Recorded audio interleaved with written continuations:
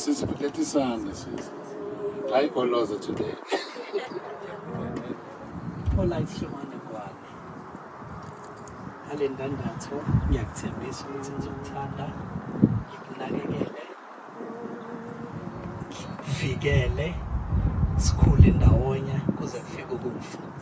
Sukela ngelanga lokuqala ngiqala ukubona ukuthi uyakhumbula kahle ngathi uyiphakade lami leli.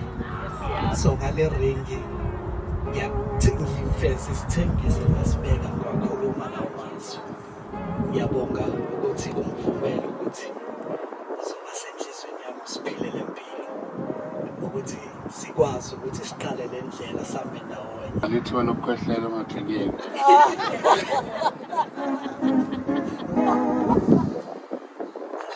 Thabo, bona nohlobo ngale ndandatho ngiyakuthembisa ukuthi ngizomfazi oqotho, umfazi ozocela ukuhlakana enkosini, ngikwazi ukuthi ngifike ngikhulise umuzi ngingabhidlizi kepha ngakhe, ngifike ngibe indodakazi nomama, ngifike umfazi wenu, ngiyoba umfazi ozokuthanda